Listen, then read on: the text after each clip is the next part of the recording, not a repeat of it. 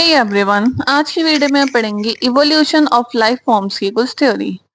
पहले वाली वीडियोस में हमने ये देख लिया था कि यूनिवर्स कैसे बना है, अर्थ कैसे बना है, पहली लाइफ कैसे बनी है। लेकिन आज हम देखेंगे कि ये जो लाइफ पहली लाइफ बनी थी उनसे बाकी आगे की लाइफ कैसे बनी, कैसे इतना चेंजेस आया, कैसे इवोल्यूशन हुआ। तो इसको पढ़ने के लिए हमारे पास काफी सारी थ्योरीज है। पहली थ्योरी है थ्योरी ऑफ स्पेशल क्रिएशन। ये थ्योरी क्या कहती है? ये थ्योरी कहती है कि अर्थ जो है वो केवल 4000 साल पुरानी है और जितने भी लिविंग ऑर्गेनिज्म है जो कि आज हम देखते हैं वो जैसे आज हैं वैसे ही उनको क्रिएट किया गया था। यानी जैसे आज हम एग्जिस्ट करते हैं वैसे ही हम पहले भी थे, हमारे अंदर कोई चेंजेस नहीं आया। और अर्थ सिर्फ 4000 साल पुरानी है। तीसरा पॉइंट है, क्या कहती है कि जो डाइवर्सिटी है वो हमेशा चेंज रहती है, जब से क्रिएशन हुआ है तब तक और जब तक फ्यूचर में हम रहेंगे तब तक। यानी ये 3 पॉइंट कहते हैं। एक तो अर्थ 4000 साल पुरानी है जो कि बिल्कुल गलत पॉइंट है, हम बाकी सारी थ्योरीज में देख चुके हैं। और ये बोलती है सारे ऑर्गेनिज्म जो है जैसे आज हैं वैसे पहले थे। अगर ऐसा है तो फिर हम चेंजेस कैसे ला रहे हैं, हम सरवाइव कैसे कर पा रहे हैं टाइम के अकॉर्डिंग। यानी ये भी पॉइंट गलत है। और तीसरी चीज ये कह रही है जितनी डाइवर्सिटी पहले थी उतनी ही अब है, तो ये भी पॉइंट गलत है क्योंकि डाइवर्सिटी भी चेंज होती है। अगर कोई स्पीशीज खत्म हो जाती है तो डाइवर्सिटी कम हो रही है, लेकिन स्पीशीज नहीं हो रही है तो डाइवर्सिटी ज्यादा हो रही है।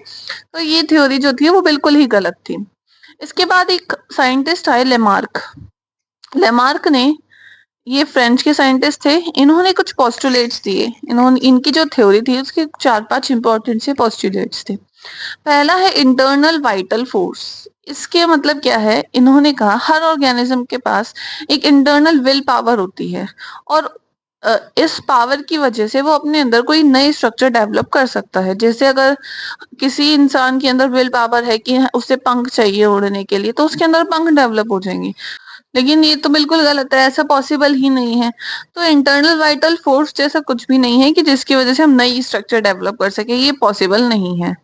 दूसरा पोस्टुलेट इनका था लार्ज बॉडी साइज। यानी इन्होंने कहा था जैसे जैसे इवोल्यूशन होता जाता है ऑर्गेनिज्म की बॉडी का साइज बढ़ता जाता है। लेकिन ये पॉइंट भी गलत है क्योंकि हमने देखा है कि कुछ प्लांट्स ऐसे हैं जिनका साइज पहले ज्यादा था लेकिन अब उनकी हाइट कम हो गई है। तो ये पॉइंट भी गलत है।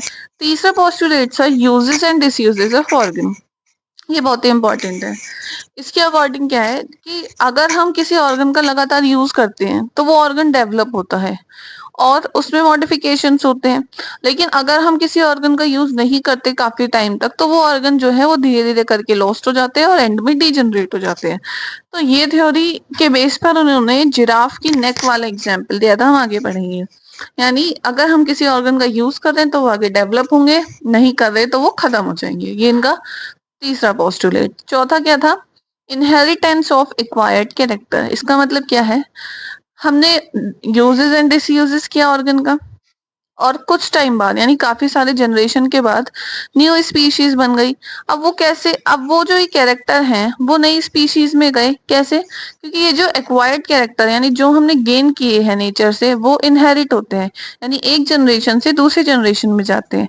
लेकिन ये जो इनहेरिटेंस वाले कैरेक्टर हैं यानी एक जनरेशन से जो दूसरी जनरेशन में जाते हैं, ये केवल वही कैरेक्टर होते हैं जो जर्म सेल में होते हैं। सोमैटिक सेल वाले कैरेक्टर ट्रांसफर नहीं होते हैं।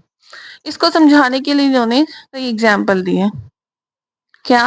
पहला एग्जाम्पल था लॉन्ग नेक जिराफ। इसमें क्या था?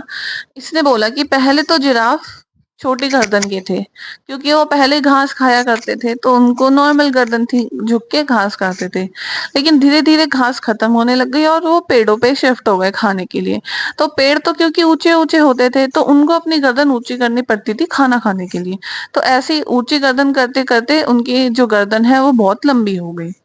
यानी कि अब वो, यहाँ पे लिखा भी हुआ है, in an attempt to forage leaves on tall trees had to adapt the elongation of their neck. यानी कि पेड़ों पे ऊंची ऊंची जो पत्ते हैं वो खाने के लिए उनकी जो नेक है वो लंबी हो गई और ये कैरेक्टर फिर ट्रांसफर हुआ। जब हम बोल रहे हैं इनहेरिटेंस ऑफ एक्वायर्ड कैरेक्टर, मतलब ये जो लंबी गर्दन का कैरेक्टर है फिर दूसरी जनरेशन में गया, ऐसे करके फिर तीसरी जनरेशन में गया और धीरे धीरे करके उनकी जो लंबी गर्दन हो गई, यानी ये फिक्स हो गई कि उनकी लंबी गर्दन ही होगी। ये थे इनकी थ्योरी कि जिराफ की गर्दन लंबी क्यों होती है। ऐसे ही इन्होंने बोला loss of limb of snake, यानी पहले सांपों के पैर हुआ करते थे लेकिन धीरे-धीरे उसने पैरों का इस्तेमाल करना बंद कर दिया, यानी डिसयूज़ ऑफ ऑर्गन। तो उसकी वजह से उसके पैर एंड में लॉस्ट हो गए और आज हम देखते हैं स्नेक के पास कोई पैर है ही नहीं। तीसरा एग्जाम्पल है web of hind limb of frog. जो फ्रॉग होता है उसके पीछे वाले पैर में वेब हो जाए, जाल होता है, ताकि वो पानी में इजीली चल पाए। लेकिन ये पहले नहीं होता था। अब धीरे-धीरे जब वो उसका उसके अंदर की विल पावर जागी तो उसके बीच में वेब डेवलप हो गए और फिर वो उसका यूज़ करने लग गया और फिर ये जो कैरेक्टर है वो इनहेरिट हो गई दूसरी जनरेशन में। तो उसकी वजह से उनके जो पीछे वाले पैर हैं उसमें वेब डेवलप हो गया। नेक्स्ट एग्जाम्पल इन्होंने दिया, जो केव फिशेस होती हैं वो ब्लाइंड होती है, क्यों? क्योंकि वो आंखों का इस्तेमाल नहीं करती, तो डिसयूज ऑफ ऑर्गन है तो इसलिए उनकी आंखें नहीं होती तो वो ब्लाइंड होती हैं। तो ऐसे करके इन्होंने कुछ एग्जाम्पल्स दिए अपनी थ्योरी समझाने के लिए, लेकिन ये थ्योरी गलत थी और इसके गलत होने के लिए भी हमारे पास कुछ एग्जाम्पल्स हैं।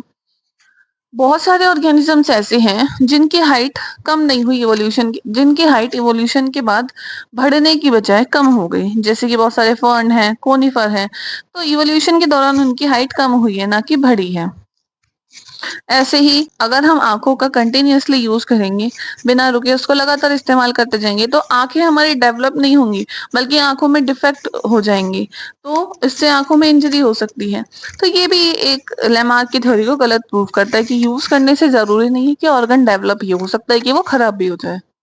डार्विन के बाद अगली थ्योरी आती है डार्विनिज्म। ये डार्विनिज्म दिया था चार्ल्स डार्विन ने। चार्ल्स डार्विन ने अपने एक शिप पर बहुत लंबी दूरी तक यात्रा की थी। शिप का नाम क्या था उनका? HMS beagle. इस शिप पर उन्होंने south America, south Africa, Galapagos island, Australia, इन सब की यात्रा की थी। तो उन्होंने अपनी जर्नी के दौरान क्या देखा? हर जगह पर अलग अलग फिंचेस थी। फिंचेस एक चिड़िया है छोटी सी। तो उन्होंने देखा कि फिंचेस हर आइलैंड पे सेम है, लेकिन बस एक डिफरेंस है क्या, कि उनमें चोंच में अंतर है सबकी। किसी की चोंच शार्प है, किसी की छोटी है, किसी की बड़ी है, किसी की मुड़ी हुई है। तो चोंच में सबके में वेरिएशन था। उन्होंने बहुत सारे स्केचेस भी बनाए उस टाइम के फिंचेस के, तो ये बात उनको बहुत अट्रैक्ट करी। इसके बाद दो साइंटिस्ट है, उन उन दोनों का ही रिसर्च जो है डार्विन ने भी पढ़ी थी और वो उससे बहुत इफेक्ट हुए थे और इससे ही इन्फ्लुएंस होकर इन्होंने अपनी थ्योरी दी इवोल्यूशन की। इन्होंने क्या बोला था कि कोई भी जो कैरेक्टरिस्टिक्स होते हैं, यानी इंसान के अंदर पॉपुलेशन होती है, पॉपुलेशन में अलग अलग कैरेक्टरिस्टिक होते हैं।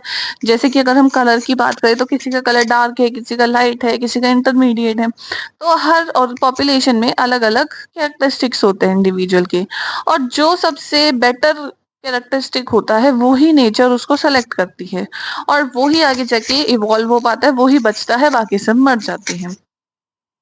उन्होंने एक वर्ड यूज किया था कि जो सबसे ज्यादा फिट है, यानी जिस इंडिविजुअल की फिटनेस ज्यादा है वो ही सरवाइव करेगा। अब उन्होंने यार फिटनेस का जो मीनिंग लिया वो लिया था रिप्रोडक्टिव फिटनेस से, यानी जो सबसे ज्यादा अमाउंट में रिप्रोडक्शन करेगा, बहुत ज्यादा नंबर ऑफ प्रोजेनी प्रोड्यूस करेगा, उसके चांसेस है, हायर चांसेस है कि नेचर उसको सेलेक्ट करे और वो ही आगे जाके इवोल्यूशन के दौरान आगे बढ़े, और बाकी जो कम रिप्रोडक्शन करते हैं वो सरवाइव ही ना करे, वो एक्सटिंक्ट हो जाए। इन्होंने बोला जो एनवायरनमेंट के अकॉर्डिंग अपने आप को फिट कर लेगा, वो ज्यादा प्रोजेनी छोड़ेगा, यानी ज्यादा प्रोजेनी प्रोड्यूस करेगा, इसका मतलब वो ज्यादा टाइम पे सरवाइव करेगा और नेचर उनको सेलेक्ट कर लेगी। तो सबसे इंपॉर्टेंट पॉइंट जो था इनका वो था नेचुरल सिलेक्शन, यानी नेचर सेलेक्ट करती है ऑर्गेनिजम्स को कि अगर वो इवोल्यूशन के अकॉर्डिंग वो अपने आप को चेंज कर रहे हैं या नहीं। अगर वो अपने आप को चेंज नहीं करते तो वो मारे जाएंगे, नेचर उनको खत्म कर देगी। लेकिन अगर वो टाइम के अकॉर्डिंग अपने आप को डेवलप कर रहे हैं तो ही वो आगे सरवाइव कर पाएंगे। तो इस पॉइंट को इन्होंने क्या बोला? Natural selection. एक साइंटिस्ट थे अल्फ्रेड वॉलेस, इन्होंने मलय आर्कपेलागो नाम की जगह पर काम किया और उन्होंने भी सेम कंक्लूजन निकाला जो डार्विन ने निकाला, और लगभग सेम टाइम पर इन्होंने दिया। इन्होंने क्या बोला, मतलब डार्विन और वॉलेस दोनों ने ही लगभग सेम बात बोली, क्या कि जो इवोल्यूशन होता है वो नेचुरल सिलेक्शन की वजह से होता है। और ये कब पॉसिबल है? जब सेलुलर फॉर्म में लाइफ हो, यानी लाइफ होनी चाहिए तभी इवोल्यूशन पॉसिबल है। और ये जो नई फॉर्म है, नई-नई फॉर्म है, ये डिपेंड किस पे करता है कि लाइफ स्पैन कितनी है। यानी किसी का लाइफ स्पैन कम है, तो वो जल्दी-जल्दी नई फॉर्म बनाएगा, लेकिन अगर किसी का लाइफ स्पैन ज़्यादा है, मतलब जैसे मान लेते हैं किसी की लाइफ स्पैन है सिर्फ 2 साल, तो 2 साल बाद नया ऑर्गेनिज्म बनेगा, लेकिन किसी की 100 साल है, तो 100 साल बाद कुछ बनेगा। यानी लाइफ स्पैन किसकी कितनी ज़्यादा है, वो भी इम्पोर्टेंट पॉइंट है। इसमें होती है एक एडेप्टिव एबिलिटी जो होती है, यानी जो इंसान या कोई भी ऑर्गेनिज्म अपने अंदर एडेप्टिव लाता है एनवायरनमेंट के अकॉर्डिंग, वो इनहेरिटेड होती है, यानी एक जनरेशन से दूसरे जनरेशन में जाती है। जो बात लैमार्क ने बोली वो इसने भी बोली। ये थ्योरी के 2 की पॉइंट्स थे क्या, एक तो था ब्रांचिंग डिसेंट और एक था नेचुरल सिलेक्शन। ये दोनों ही इंपॉर्टेंट पॉइंट थे। नेचुरल सिलेक्शन तो हम पढ़ चुके हैं। ब्रांचिंग डिसेंट का मतलब है कि एक कोई पॉइंट है, यानी कॉमन एंसेस्टर है, उससे आगे जाकर 2 अलग-अलग स्पीशीज बन गई, यानी वो 2 ब्रांचेस बन गई उसकी नहीं, लेकिन पहले वो कभी एक ही स्पीशीज हुआ करती थी, लेकिन अगर वो किसी अलग-अलग एनवायरनमेंट में चले गए या कुछ भी ऐसा हुआ कि इन दोनों में अलग-अलग एडेप्टेशन आ गया, तो वो 2 अलग-अलग स्पीशीज बन जाएंगी। तो ये दोनों ही पॉइंट डार्विन की थ्योरी के थे जो की पॉइंट्स थे, और इस तरीके की इवोल्यूशन को बायोलॉजिकल इवोल्यूशन बोलते हैं। डार्विन ने थॉमस माल्थस एक साइंटिस्ट थे, इनसे बुक से बहुत इन्फ्लुएंस हुआ, जो इनकी थ्योरी थी, इन्होंने जो भी रिसर्च की थी उनसे बहुत इन्फ्लुएंस हुए थे, और इनसे इन्फ्लुएंस होके ही इन्होंने अपने पूरी थ्योरी दी।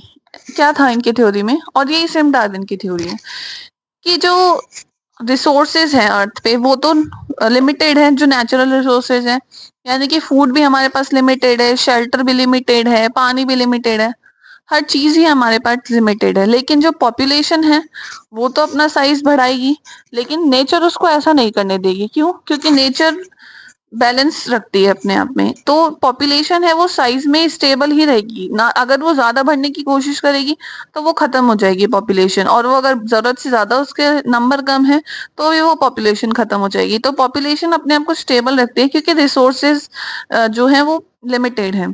लेकिन सीजनल फ्लक्चुएशन आ सकता है, जैसे अगर इंसेक्ट का ब्रीडिंग पीरियड चल रहा है तो उस टाइम उनके नंबर हाई हो सकते हैं, लेकिन बाकी सारे टाइम पे उनके नंबर स्टेबल ही रहेंगे। अब जो नंबर ऑफ पॉपुलेशन होते हैं उन सारी पॉपुलेशन में अलग अलग कैरेक्टरिस्टिक्स होते हैं, यानी वेरिएशन प्रेजेंट होते हैं। किसी में कुछ फिनोटाइप होगा, किसी में कुछ फिनोटाइप होगा। अगर पॉपुलेशन के पास अनलिमिटेड रिसोर्सेज हो तो वो एक्सपोनेंशियली ग्रोथ करेगी, यानी वो बढ़ती ही चली जाएगी, वो स्टेबल ही नहीं होगी। लेकिन ऐसा पॉसिबल ही नहीं है। क्यों? क्योंकि पॉपुलेशन साइज तो लिमिटेड होता है, क्योंकि नेचर उसको रखती है, क्योंकि कंपटीशन होता है रिसोर्सेज में। अब ये कंपटीशन 2 तरीके से हो सकता है, इंटर स्पेसिफिक और इंट्रा स्पेसिफिक। अगर एक ही स्पीशीज के बीच में कंपटीशन होता है तो उसको बोलते हैं इंटर स्पेसिफिक, और 2 स्पीशीज के बीच में कंपटीशन होता है तो उसको बोलते हैं इंटर स्पेसिफिक। तो ये कंपटीशन किसी भी वजह से हो सकता है, मेटिंग के लिए हो सकता है, फूड के लिए हो सकता है, शेल्टर के लिए हो सकता है। तो एक स्पीशीज दूसरी स्पीशीज से भी लड़ाई कर सकती है, एक स्पीशीज के लोग आपस में भी लड़ सकते हैं। तो कंपटीशन की वजह से कुछ लोग मरते भी हैं और कुछ लोग सरवाइव करते हैं। सरवाइव कौन करेगा? जो फिट होगा, और जो कमजोर होगा वो मर जाएगा। यानी नेचर किसको सेलेक्ट करेगी? जो स्ट्रांग होगा। तो इनमें से कुछ ही सरवाइव करेंगे और कुछ लोगों को मरना पड़ेगा, और तभी जाकर उनकी जो पॉपुलेशन है वो स्टेबल हो पाएगी। यही चीज डार्विन ने भी कही कि पॉपुलेशन जो होती है वो तो अपने आप को एक्सपोनेंशियली ग्रोथ करना चाहती है, लेकिन ऐसा नहीं हो पाता। क्यों? क्योंकि नेचर ऐसा नहीं होने देती। नेचर के पास रिसोर्सेज लिमिटेड है, अगर ज्यादा एक्सप्लॉइटेशन करोगे तो मर जाओगे, पूरी की पूरी पॉपुलेशन खत्म हो जाती है। तो जो भी इनमें से स्ट्रांग होगा वो बच जाएगा, और जो वीक होगा वो खत्म हो जाएगा। अब डार्विन ने बोला था कि जो इंटर स्पेसिफिक और इंटर स्पेसिफिक कंपटीशन होते हैं उसमें से इंटर स्पेसिफिक कंपटीशन ज्यादा डिफिकल्ट होते हैं, ऐसा डार्विन ने कहा था। डार्विन ने गैलोपैगोस आइलैंड पे मेनली अपनी फिंचेस देखी थी, उसमें बहुत ज्यादा डाइवर्सिटी देखी थी कि किसी की चोंच अलग है, किसी की कैसी है। फिंचेस है क्या? फिंचेस एक ब्लैक कलर की बर्ड होती है, छोटी सी, उसको हम बोलते हैं डार्विन फिंचेस। उन्होंने देखा कि एक आइलैंड पे अलग अलग तरीके की फिंचेस है। उन्होंने बताया जो सबसे पहले इनकी एंसेस्टर थी, यानी ओरिजिनल फिंच जो थी वो सीड खाती थी, सीड ईटिंग फिंच थी। लेकिन जैसे कोई अलग अलग जगह पे चली गई, कोई इंसेक्ट खाने लग गई, तो उसकी बीक अलग तरीके की हो गई। कोई वेजिटेरियन फिंचेस है तो उसकी बीक अलग तरीके की हो गई, कोई शार्प बीक हो गई फिंचेस। तो ऐसे करके काफी सारे तरीके की फिंचेस उसमें बनी, और सब में अलग अलग बीक थी। इस तरीके को बोलते हैं जब एक एंसेस्टर से बहुत सारी अलग-अलग स्पीशीज बन जाए या अलग-अलग उसकी वैरायटी बन जाए तो उसको हम बोलते हैं एडेप्टिव रेडिएशन। यानी एंसेस्टर तो एक ही है उनका, लेकिन अभी क्योंकि एडेप्टेशन हो गए एनवायरनमेंट के अकॉर्डिंग, तो इसीलिए अब वो अलग-अलग बिहेव कर रही हैं, यानी एक नई वैरायटी बन गई। तो इसको एडेप्टिव रेडिएशन कहा जाता है। एडेप्टिव रेडिएशन की डेफिनेशन कैसे बोल सकते हैं? The process of evolution of different species in a given geographical area. यानी कोई एक ज्योग्राफिकल एरिया है, उसमें अलग अलग स्पीशीज कैसे इवॉल्व हो रही हैं स्टार्टिंग पॉइंट से, और कैसे वो रेडिएट हो रही हैं अलग अलग एरिया में, इसी को बोलते हैं एडेप्टिव रेडिएशन। और इसका सबसे अच्छा एग्जाम्पल है डार्विन फिंचेस, और एक और एग्जाम्पल है ऑस्ट्रेलियन मार्सुपियल्स। ये है ऑस्ट्रेलियन मार्सुपियल। ऑस्ट्रेलिया में मार्सुपियल्स थे, कॉमन एक उनका एंसेस्टर हुआ, लेकिन सब में कुछ ना कुछ एडेप्टेशन हुए तो उससे अलग अलग स्पीशीज बन गई। जैसे कोई बन गया टेस्मेनियन वॉल्फ, एक बन गई टाइगर कैट, एक हो गई बैंडेड एंटीडर, एक हो गया मार्सुपियल रेट, कोई बन गया कंगारू, कोई वॉम्बैट, कोई बैंडिकूट, कोई कोआला, कोई मार्सुपियल मोर, कोई शुगर ग्लाइडर।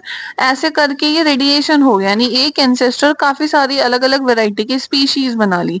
इसी को वो हम बोलते हैं एडेप्टिव रेडिएशन। तो दोनों ही इसके इंपॉर्टेंट एग्जांपल है, एक डार्विन फिंचेस और एक ऑस्ट्रेलियन मार्सुपियल्स। तो ये थी पूरी डार्विन की थ्योरी, जो आज के टाइम पे मोस्ट एक्सेप्टेड थ्योरी है। लेमार्क की थ्योरी को हमने गलत प्रूव कर दिया, और स्पेशल क्रिएशन तो वैसे ही गलत है। तो इस वीडियो में अगर आपको कोई भी डाउट हो तो आप कमेंट करके पूछ सकते हैं। For more videos like share subscribe. Thanks for watching.